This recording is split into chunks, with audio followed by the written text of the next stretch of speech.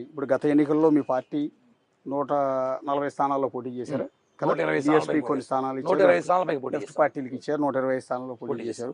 చాలా స్థానాల్లో డిపాజిట్లు రాలేదు, పార్టీ అధ్యక్షులు ఓడిపోయారు. ఒకే ఒక స్థానంలో మాత్రమే గెలిచారు, కొన్ని స్థానాల్లో సెకండ్ ప్లేస్లో గెలిచారు. మరి కొన్ని ఈసారి స్థానాలు ఏం కదా సార్, 40 నుంచి 50 స్థానాలు సెకండ్ ప్లేస్ వచ్చాము.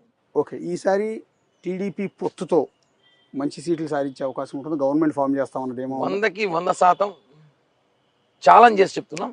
గవర్నమెంట్ ఫామ్ చేస్తున్నాం. జనసేన తెలుగుదేశం గవర్నమెంట్ ఫామ్ చేస్తాం. పవర్ షేరింగ్ ఉంటాం మేము ఈసారి. జనసేన కళ్యాణ్ గారు, జనసేన నాయకులు, జనసేన పార్టీ శ్రేణులు కూడా పవర్ షేరింగ్లో ఉండబోతారు.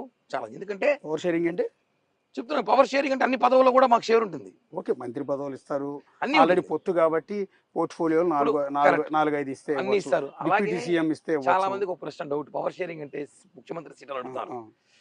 మా అందరి కోరిక కళ్యాణ్ గారిని సీఎంగా చూడాలి. ఎందుకంటే చంద్రబాబు గారు ఆల్రెడీ 3 సార్లు ముఖ్యమంత్రిగా ఉన్నారు, అనుభవం ఉంది ఆయనకి. పవన్ కళ్యాణ్ గారు ముఖ్యమంత్రి కావాలని చెప్పి ఈరోజు రాష్ట్రంలో యావత్ యువత కోరుకుంటుంది. ఆయనకి అవకాశం ఉంది. పవన్ కళ్యాణ్ గారికి అయ్యే అవకాశాలు ఉన్నాయి. ఈసారి అవుతానికి ఆశిస్తున్నాం. ఖచ్చితంగా ఎందుకు కాకూడదు? ఏమి జీరో వైట్ పేపర్ లాంటి వ్యక్తి పవన్ కళ్యాణ్ గారు. అట్లా ఆ కండిషన్ ఎక్కడ లేనట్టుంది కదా. ఇప్పుడు ఎలక్షన్ టైంలో అన్ని వస్తాయి బయటికి. ఇప్పుడు మేమైతే ఒకటే మా టార్గెట్, మేము పోటీ చేస్తే స్థానాలు మొత్తం గెలిస్తే ముఖ్యమంత్రి పవన్ కళ్యాణ్ గారే. ఓ పక్క. అంటే మొన్న ఈ మధ్య లోకేష్ గారు మాట్లాడుతూ లేదు చంద్రబాబు గారు సీఎం అవుతారు అన్నట్టున్నారు కదా. దాని మీద కళ్యాణ్ గారు మాట్లాడారు. అది ఎవరు పార్టీ నాయకులు అనుకుంటుంది. ఇప్పుడు నేను పవన్ కళ్యాణ్ గారు ముఖ్యమంత్రి నా డ్రీమ్, వాళ్ళకి వాళ్ళ తండ్రి గారు ముఖ్యమంత్రి కావాలని వాళ్ళ డ్రీమ్ ఉంటుంది.